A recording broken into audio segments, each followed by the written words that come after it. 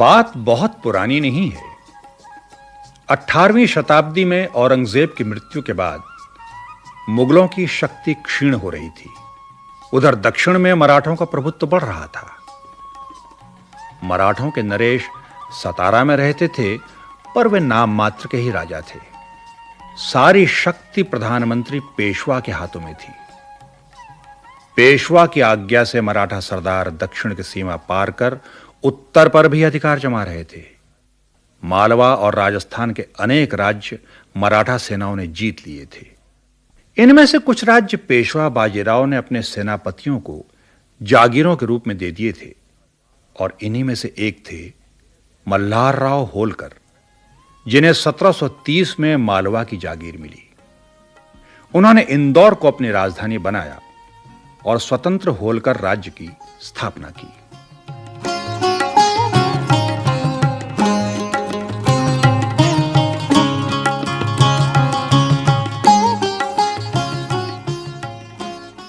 उनका एकमात्र पुत्र था खंडेराव।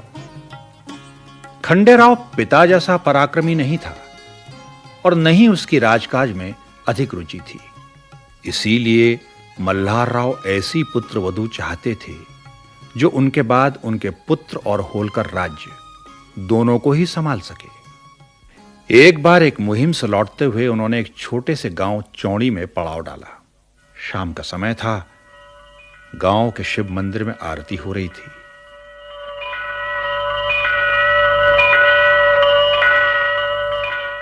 मल्हार राव कुछ समय के लिए ठहर गए।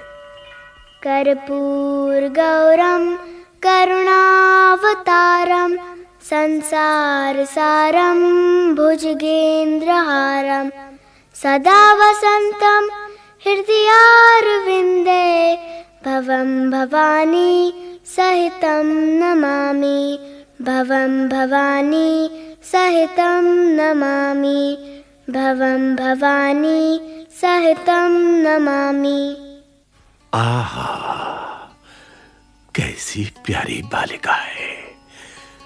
कितना सौम्य सुंदर चेहरा है। 7-8 वर्ष की इस नन्ही सी उम्र में ही चेहरे पर कैसी शांति, कैसा तेज है। क्यों भाई? जी। ये बच्ची कौन है? आप परदेसी मालूम होते हैं। हाँ, परदेसी ही हूं। जब तो नहीं पहचानते। ये हमारे पटेल माणको जी शिंदे की बेटी है, अहिल्या भाई। वो जो उधर खड़े आरती ले रहे हैं। अच्छा अच्छा। तो उनसे परिचय करता हूं। जी। नमस्कार पटेल जी। नमस्कार श्रीमान। क्षमा करें, मैंने आपको पहचाना नहीं। पहचानेंगे कैसे?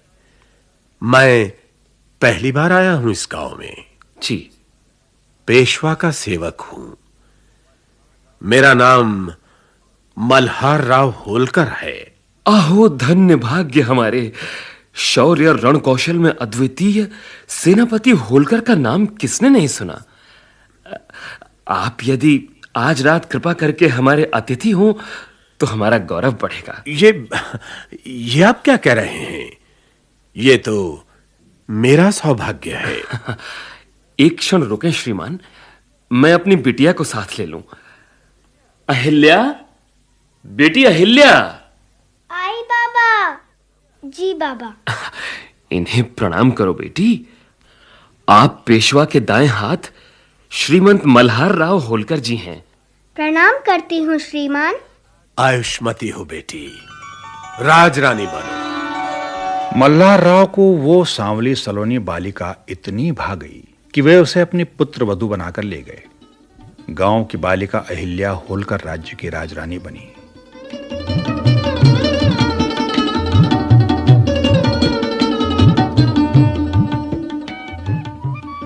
पिता के यहां उसे पढ़ने लिखने की शिक्षा मिली थी और धर्म ग्रंथों के प्रति श्रद्धा और बड़ों की सेवा का संस्कार मिला था। ससुराल में आकर जल्दी ही अपने मधुर व्यवहार से उसने अपने सास ससुर और परिवार के सभी लोगों का मन जीत लिया। सास की देखरेख में उसने घर परिवार की और ससुर के प्रोत्साहन से राजकाज की सारी जिम्मेदारी संभाल ली। इस बीच उनके एक पुत्र मालेराव और एक पुत्री मुक्ताबाई भी हुई। अहिल्याबाई के संपर्क से खंडेराव के स्वभाव में भी अंतर आया और वे भी राजकाज में दिलचस्पी लेने लगे। योग्य शासन प्रबंध से प्रजा सुखी और समृद्ध थी और अहिल्याबाई के तो सभी प्रशंसक थे।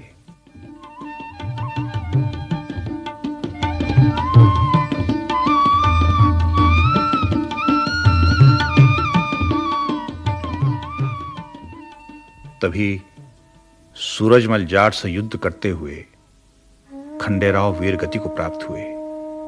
अहिल्याबाई सती होना चाहती थीं, पर उनके ससुर मल्हारराव ने कहा, नहीं नहीं नहीं बेटी, नहीं। अब तू ही मेरा बेटा है। तू चली जाएगी तो मुझे कौन संभालेगा?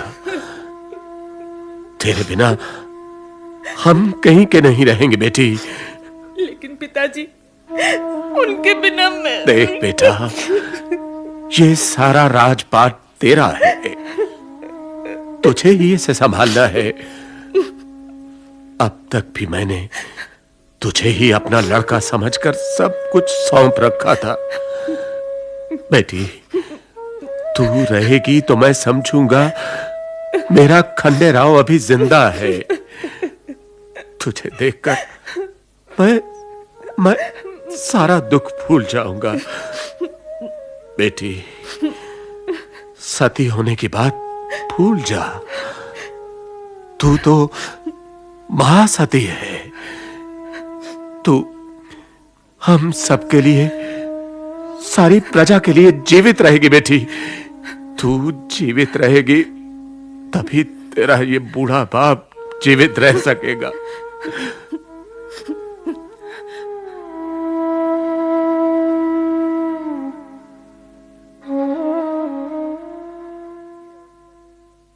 मल्हारराव की यह अवस्था देख अहिल्याबाई ने सती होने का विचार त्याग दिया और पूरी कर्मठता से होलकर राज्य की बागडोर अपने सुयोग्य हाथों में संभाल ली।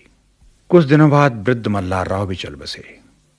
अहिल्याबाई ने अपने पुत्र मालेराव को बड़े लाड़ प्यार से बड़ा किया, उसकी शादी की और उसे राजगद्दी सौंपी।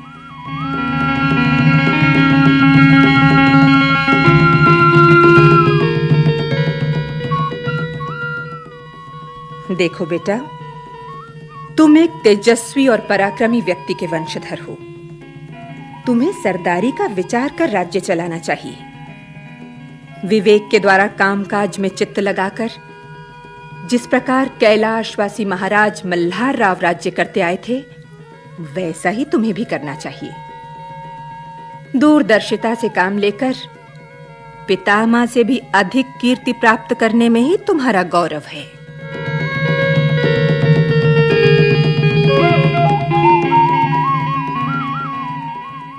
लेकिन अहिल्याबाई का यह स्वप्न पूरा नहीं हो सका। राज तिलक के कुछ ही दिन बाद मालेराव ऐसा बीमार पड़ा कि फिर उठ न सका। मात्र 22 साल की आयु में उसका स्वर्गवास हो गया।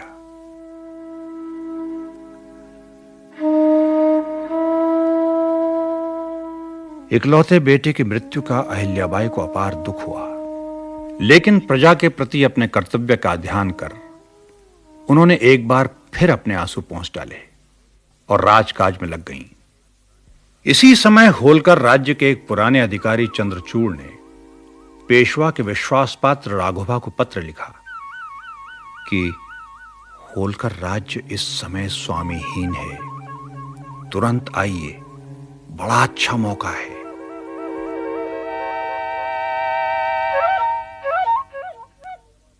अहिल्याबाई को इस षड्यंत्र का पता लग गया। उन्होंने घोषणा करवा दी कि होलकर राज्य की संपूर्ण सत्ता उन्होंने अपने हाथ में ले ली है।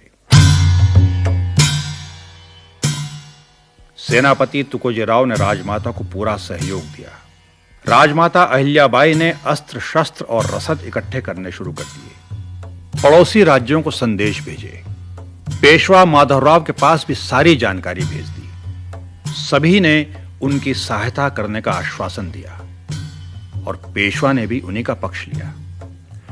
इसके साथ ही अहिल्याबाई ने एक सर्वथा नवीन प्रयोग किया।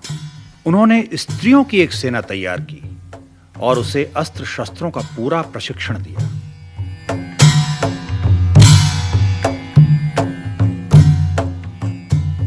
अब वे राघोबा की सेना का मुकाबला करने के लिए पूरी तरह तैयार थीं। उन्होंने राघोबा को संदेश भेजा, सावधान, आपकी सेना के क्षिप्रा नदी के इस पार आते ही हमारी तलवार चलेगी। इस बात का ध्यान रखकर आगे कदम बढ़ाना। आप सेना लेकर मेरा राज्य छीनने आए हैं, पर आपकी ये इच्छा कभी पूर्ण नहीं होगी। आपने मुझे अबला समझा है, पर मैं कैसी अबला हूं इसका पता आपको रण क्षेत्र में चलेगा।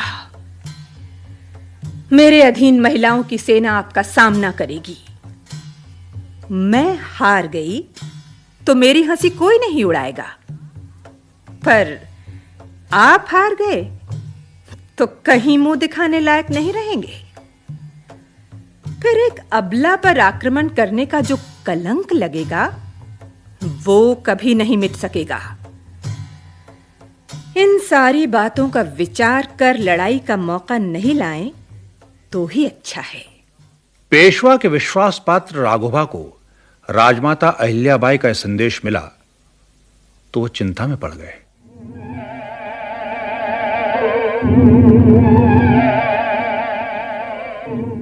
बाप रे, ये क्या अबला का स्वर है?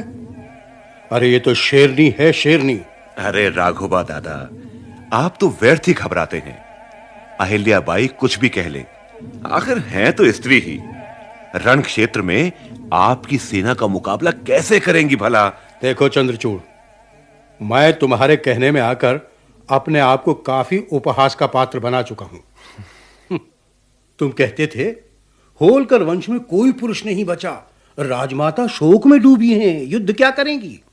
होलकर राज्य पके आम सा आपकी झोली में टपक पड़ेगा। लेकिन यहां तो लेने के देने पड़ गए। राजमाता मुकाबले के लिए तैयार है, और वो भी स्त्रियों की सेना के साथ। और ऊपर से उनका वो सेनापति तुकोजी मल्हार राव के साथ युद्ध कौशल सीखा हुआ पुराना सैनिक है। उससे लड़ाई जीतना कोई हंसी ठट्ठा नहीं है। लेकिन दादा, आपके पास इतनी विशाल सेना है, आप युद्ध से डरते क्यों हैं? बस बस रहने दो। तुम्हारे मुंह से ये सब बातें शोभा नहीं देती।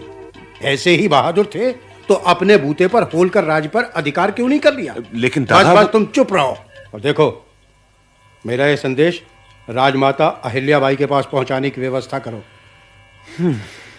कहिए, क्या संदेश है? यथा योग्य के बाद कहला दो कि हम कोई लड़ने नहीं आए। हम तो आपके इकलौते बेटे माले राव की दुखद मृत्यु का समाचार सुनकर संवेदना प्रकट करने आए हैं। आप सब व्यर्थ धारणाएं बना बैठे हैं।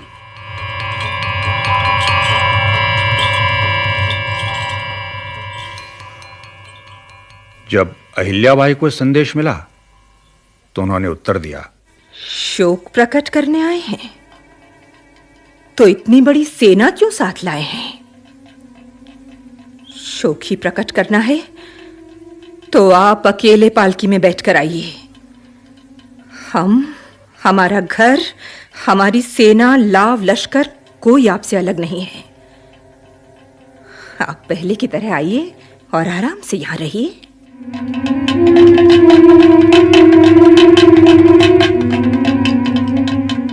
राघोबा बाजी हार चुका था। एक पालकी में बैठ अपने 5-7 सरदारों के साथ वो तुकोजी के पास आया। तुकोजी ने श्रद्धापूर्वक उसे प्रणाम किया। सब साथ साथ इंदौर आए। अहिल्याबाई ने बड़े आदर से राघोबा का स्वागत सत्कार किया। इस तरह राज्य पर आए इस भीषण संकट को उन्होंने अपने साहस और सूझबूझ से दूर कर दिया। इसके बाद तो उनकी कीर्ति दूर दूर तक फैल गई। उन्होंने अपने राज्य से डाकुओं और पिंडारियों का संकट मिटा दिया। जंगलों में रहने वाली जो जनजातियां यात्रियों को लूटती थीं, उन्हें ही उन वनमार्गों का संरक्षक बना दिया। विद्वानों, व्यापारियों और हस्तशिल्पियों को राज्य की ओर से संरक्षण दिया। वो इंदौर का राजमहल छोड़कर तीर्थ स्थान महेश्वर के एक साधारण घर में रहने लगी।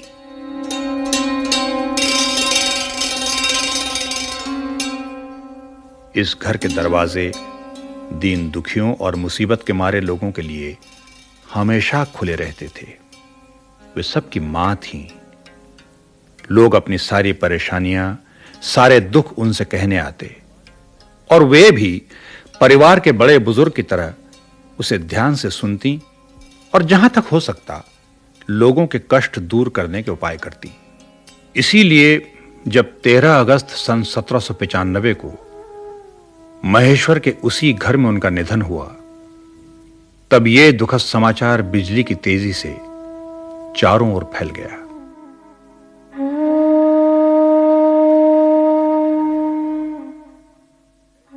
हर व्यक्ति ऐसा अधीर था जैसे उसकी सगी मां चल बसी हो।